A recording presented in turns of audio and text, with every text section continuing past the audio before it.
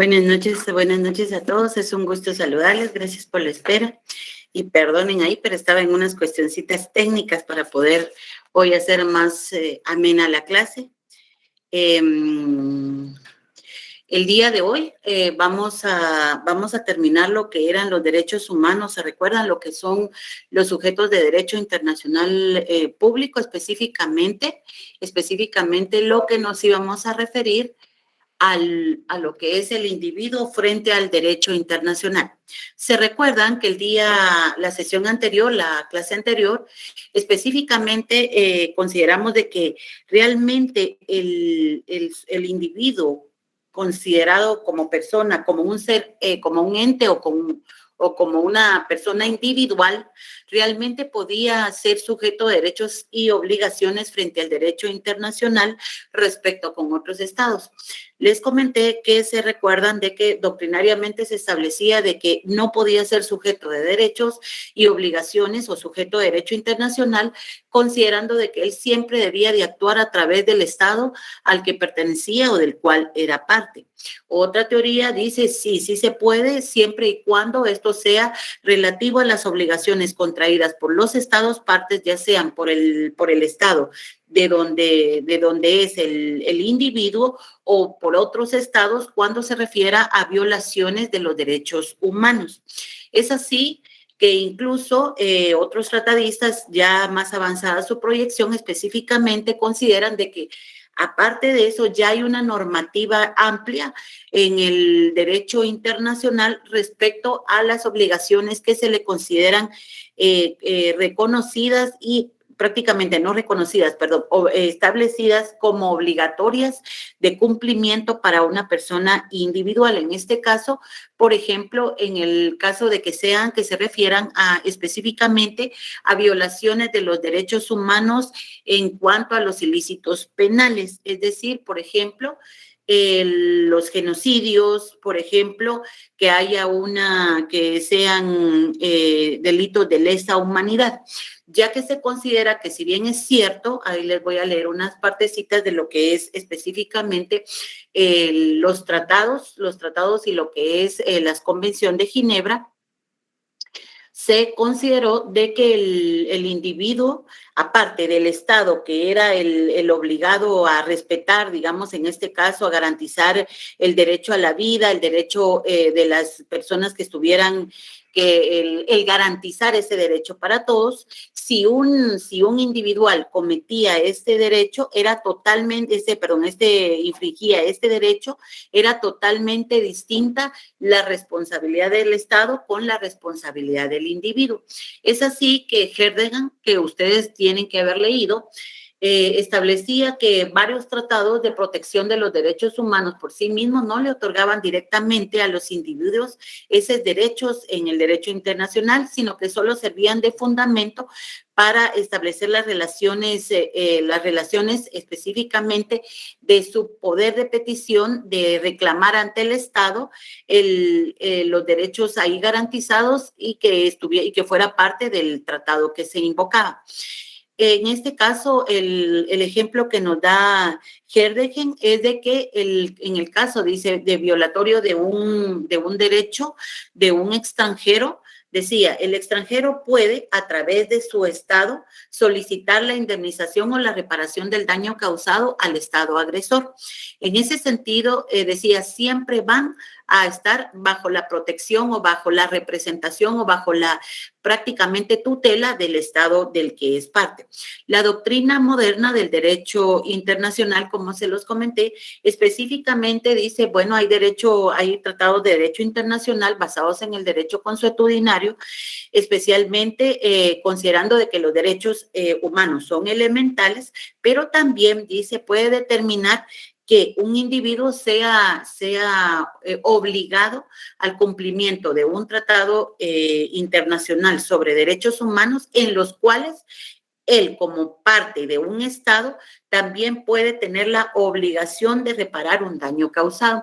Es así, dice, que esa personalidad jurídica, dice Herdegen, del derecho internacional le atribuye a los individuos también la posibilidad, dos posibilidades, de hacer valer directamente a través del Estado parte sus derechos o bien de ser sujeto de obligaciones. Es así que vemos, hay posibilidad de que desde 1950 en la Convención Europea de los Derechos Humanos, celebrada en Roma, específicamente se estableció por primera vez la posibilidad de que un individuo pudiera reclamar en forma individual y no a través de su Estado, sus derechos, la violación de sus derechos en cuanto al estado al cual él pertenecía o incluso en contra de otros estados. Asimismo, también se habla en el artículo 34 de la Convención Europea, se lo leo, demandas individuales. El tribunal podrá conocer de una demanda presentada por cualquier persona física, organización no gubernamental o grupo de particulares que se considere víctima de una violación por una de las altas partes contratantes de los derechos reconocidos en el convenio o sus protocolos. Las altas partes contratantes se comprometen a no poner traba alguna en el ejercicio eficaz de ese derecho. Otro mecanismo, dice, es el proceso de la demanda individual ante la Comisión de Derechos Humanos de conformidad con el primer protocolo facultativo del Pacto Internacional de los Derechos Civiles y Políticos. Es así también que tenemos la posibilidad de que en el caso de un derecho internacional económico, por ejemplo, en el convenio sobre arreglo de las diferencias relativas a inversiones entre estados y nacionales de otros estados, el convenio CIADI, permite el acceso de los particulares al proceso arbitral en contra de los estados. El Tratado de Libre Comercio de América del Norte, NAFTA, atribuye en determinados casos a los privados el acceso a los privados, en este caso a los individuales, el acceso a los comités binacionales para la solución de conflictos. O sea, si ustedes se dan cuenta, ya en el derecho contemporáneo, derecho internacional contemporáneo, desde 1950, acuérdense que prácticamente el derecho internacional contemporáneo tiene su vigencia o tiene su mayor desarrollo desde la finalización de la Segunda Guerra Mundial. Es así que entonces nace esa gama de reconocer a través de los distintos instrumentos internacionales la posibilidad del individuo no solo de ejercer derechos, pero también de ser sujeto de obligaciones. En este caso, específicamente, como ya se los comenté, en el caso de genocidio. Dentro del artículo 100, en el artículo 129 del Convenio 3 de Ginebra, específicamente, ahorita lo leemos, específicamente ahí es donde se establece la obligación del Estado parte de otorgar la indemnización del daño causado, pero también ya establece la obligación de una persona individual. Y es así como lo regula. Dice, cada una de las partes contratantes queda obligada a buscar a las personas acusadas de haber cometido o dado orden de cometer cualesquiera de las infracciones graves, debiendo entregarlas a los propios tribunales de ella, cualquiera que fuese su nacionalidad. También podrá, si lo preferiese y según las condiciones previstas en su propia legislación, remitirlas a otra parte contratante interesada en el enjuiciamiento, siempre que esta otra parte contratante haya formulado cargos suficientes contra dichas personas. Otra regulación en similar sentido está en el proyecto del Código Penal para los crímenes contra la paz y la seguridad de la humanidad. Ese fue de 1997 y específicamente en la parte que les subrayé establece. En el 2 definitivamente dice que el hecho de que las autoridades de un estado proyecten o preparen el empleo de la Fuerza Armada contra otro estado, solo déjenme admitir a sus compañeros, muy bien, con el propósito distinto de la legítima defensa nacional o colectiva o de la aplicación de una decisión o recomendación de un órgano competente de las Naciones Unidas. Al prohibir que se proyecte y se prepare el empleo de la Fuerza Armada, salvo en determinadas condiciones específicas, este párrafo incluye en todo de la parte del artículo 6 del Estatuto del Tribunal de Nuremberg, que define como delitos contra la paz, entre otros, el hecho de planear y preparar una guerra de agresión o una guerra que viole tratados, acuerdos y garantías internacionales. Por su propia naturaleza, el delito definido en este párrafo solo puede ser cometido por las autoridades de un Estado, pero la aplicación de las disposiciones del párrafo 2 del presente artículo puede derivarse responsabilidad penal para los particulares. Ya desde aquí se está estableciendo de que no solo los estados partes pueden ser violadores de derechos humanos. Es así, es por eso, a esto se debe por la magnitud o la trascendencia que tiene la normativa internacional de proteger específicamente los derechos humanos de todas las partes. Aquí les puse, por ejemplo, el caso de los procesos de Nuremberg y de Tokio, que dieron la posibilidad, dieron la apertura de lo que se conoce, de lo que se ha establecido en el Estatuto de Roma de la Corte Penal Internacional, en el cual era que se consideraban los derechos humanos como deberes fundamentales a nivel internacional. Esos deberes fundamentales no consistían solo en decir, esos deberes fundamentales, si ustedes se dan cuenta, nosotros los llamamos derechos fundamentales porque esa es la facultad para el individuo, pero eran deberes fundamentales con respecto a los estados. ¿Qué era? ¿Cómo se cómo se manifiesta ese deber fundamental? Es la obligación por parte de los estados, parte de cada convenio, de garantizar la protección, el desarrollo de los derechos consignados en cada instrumento internacional. Es así que les comento, se recuerdan que en los tribunales de Nuremberg prácticamente se juzgaron a muchos de los individuos implicados en la Segunda Guerra Mundial.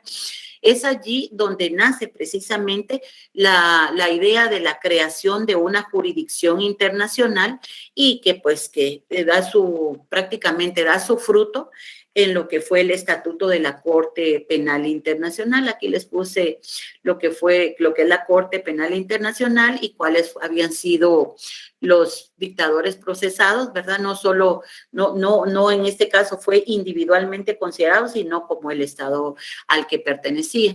Entonces, ahí solo para su conocimiento. Muy bien, ahora nos vamos específicamente ahí, eso ahora donde quiero recordarles. Entonces, definitivamente sabemos que cuando miremos al individuo como un sujeto de derecho internacional público, ya lo vamos a ver desde dos vertientes. Una, que es el derecho que él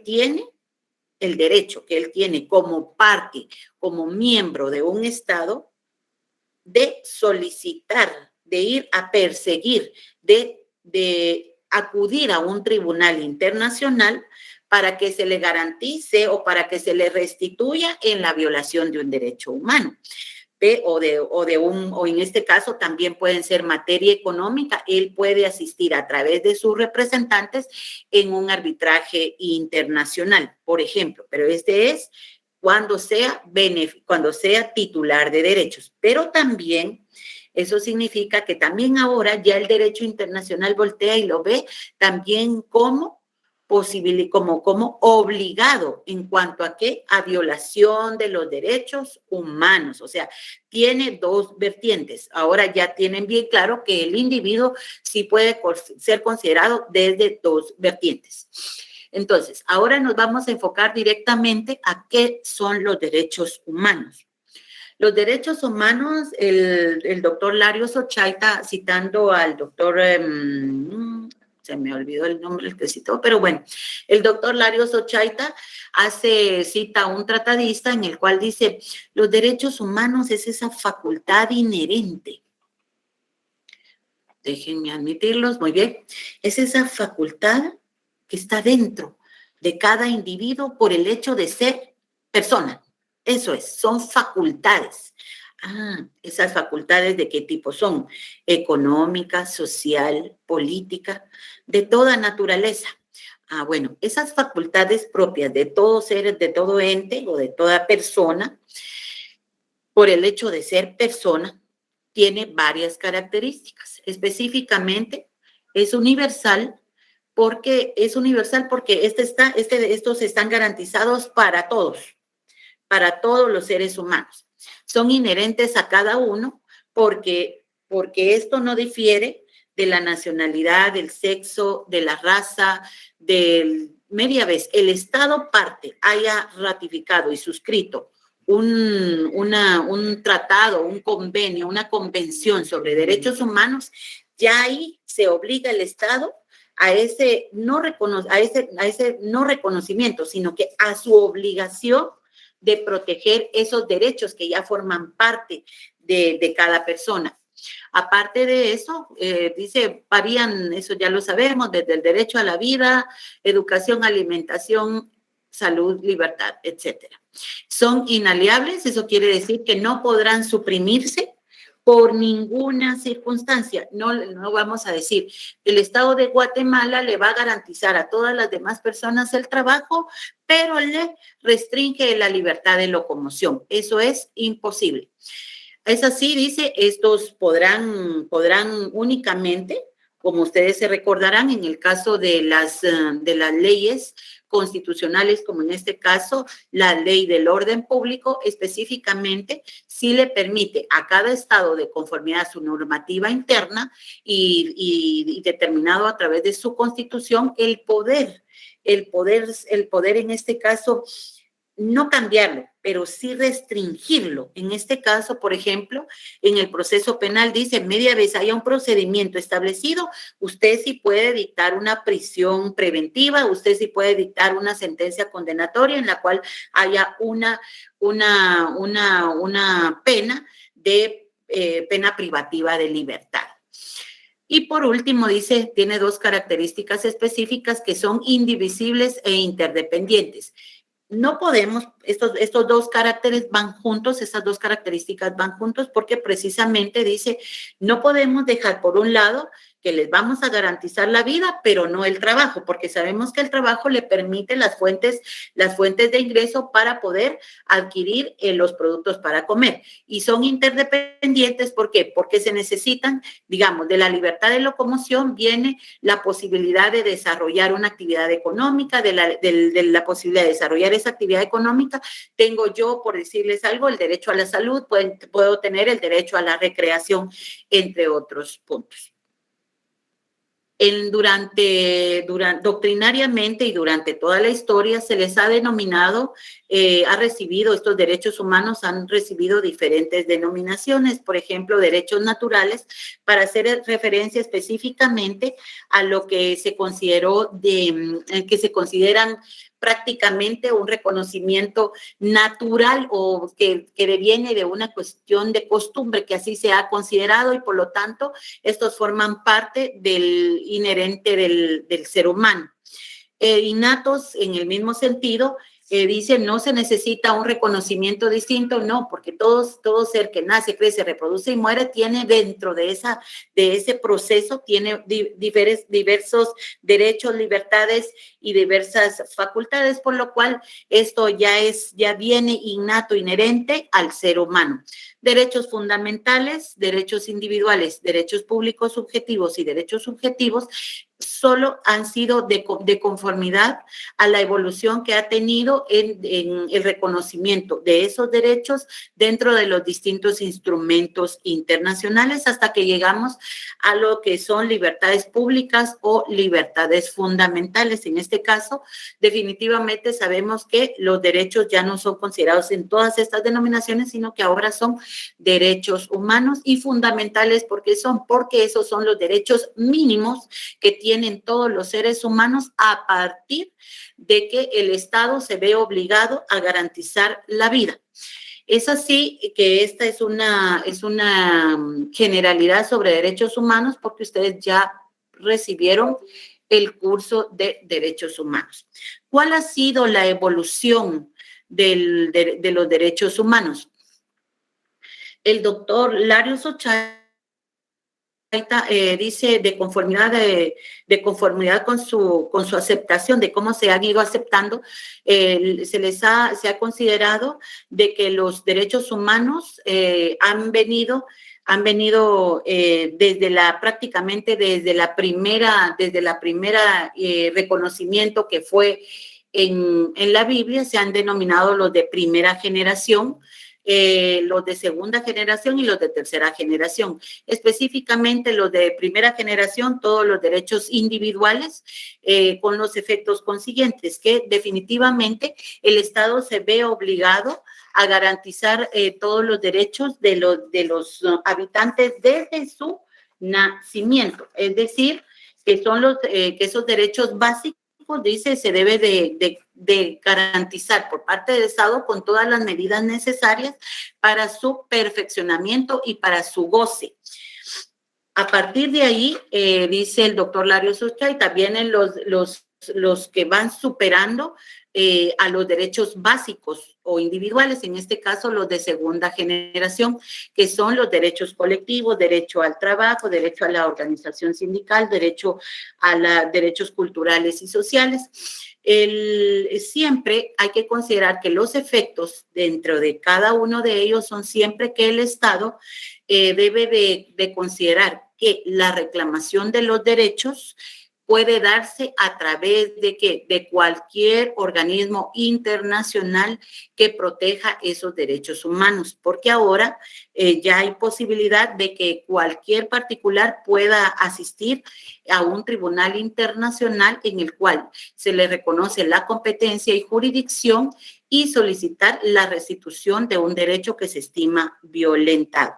Y por último, dice, tenemos los derechos de tercera generación, que en este caso son conocidos como a nivel, prácticamente estos son derechos humanos reconocidos fuera de lo que es el Estado mismo. Por ejemplo, ustedes habrán oído hablar de lo que son el Plan 2032. Ese plan o plan del milenio 2032 específicamente se refiere a gozar de un medio ambiente sano, a gozar toda la población del mundo, a gozar de desarrollo económico, a gozar de salud. A eso se refieren estos derechos de la tercera generación. Sus efectos definitivamente, como ya trascienden la esfera del Estado, esto implica que ya todos los Estados partes que suscriban instrumentos en los cuales se garanticen estos derechos internacionales deben de adoptar todas las medidas necesarias, tanto de regulación interna como externa, para poder garantizarlos. En el desarrollo histórico, aquí les puse varios dibujos para hacerlo más ameno. Sabemos que los derechos humanos han tenido etapas o transiciones, dentro de las cuales le denomina el doctor Larios Ochaita la etapa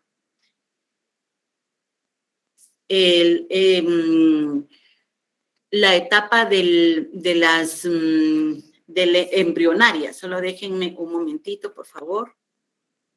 Un segundito.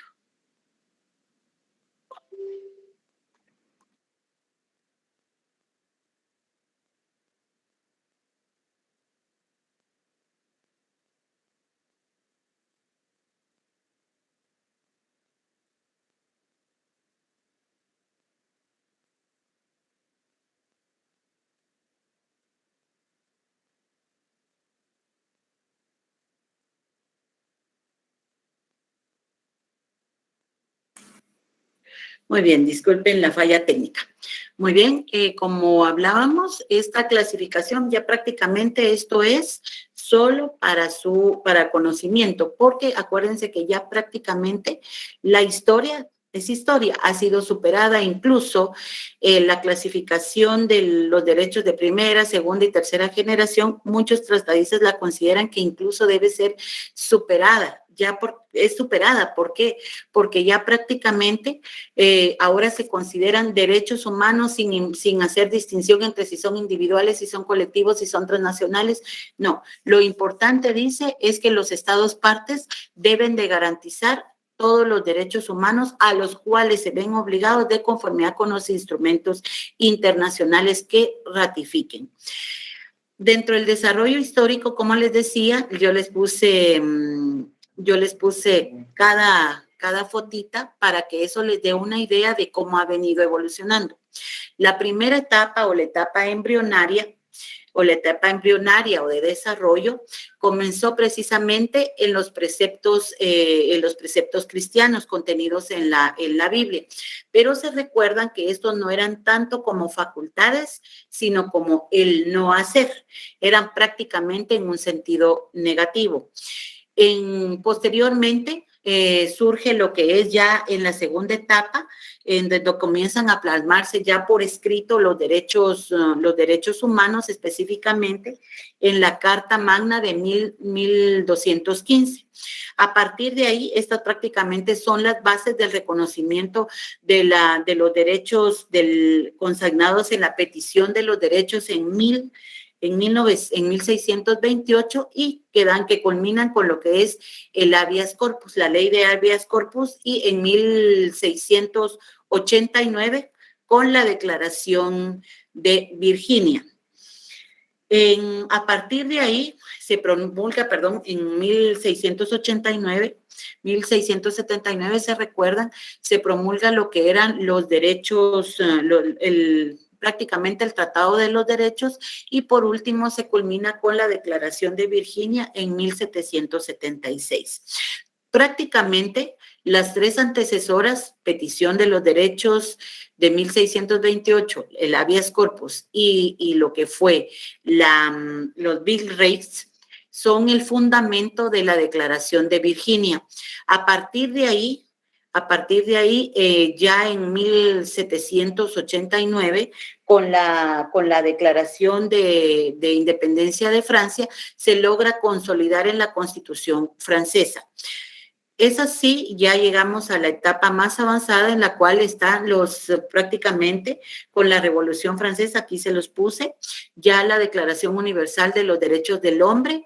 Posteriormente, ya en 1917, con la Revolución Industrial, se logran otros cambios. Específicamente, se recuerdan que uno de los antecedentes era la libertad y la igualdad en cuanto a la Revolución Francesa. Ya en la Revolución Industrial ya se habla de derechos sobre la propiedad.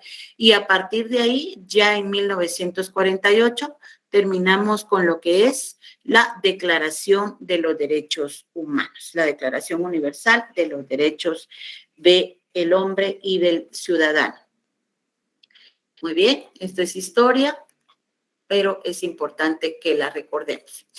Los instrumentos que regulan los derechos humanos específicamente, como fines de estudio, yo les puse los que estaban en el libro del doctor Larios Ochaita, la Carta de las Naciones Unidas, la Declaración Universal de los Derechos Humanos, el Pacto Internacional, la Convención Europea, la Convención Americana de los Derechos Humanos. Bueno, la Convención Europea no estaba ahí, yo se las incluí porque considero que son los fundamentos instrumentos fundamentales para la determinación mínima de los derechos humanos. A partir de toda esta normativa surgen protocolos, surgen estatutos de cómo los individuos pueden solicitar la reparación de sus derechos. Es así que encontramos ya instituciones o dependencias que se establecieron específicamente en cada uno de estos instrumentos para la protección de esos derechos. Uno de ellos es la Oficina del Alto Comisionado de las Naciones Unidas para los Derechos Humanos. Inicialmente era solo un representante de las Naciones Unidas establecido en la Resolución 48-141 como un ente individual, como un grupo de personas que podía asistirlo. Su dependencia directa era jerárquicamente, dependía de la Asamblea General de las Naciones Unidas. hubo prácticamente una fusión de lo que se denominó la Comisión de los Derechos Humanos de la Asamblea General de las Naciones Unidas y se fusionó en lo que se denominó ahora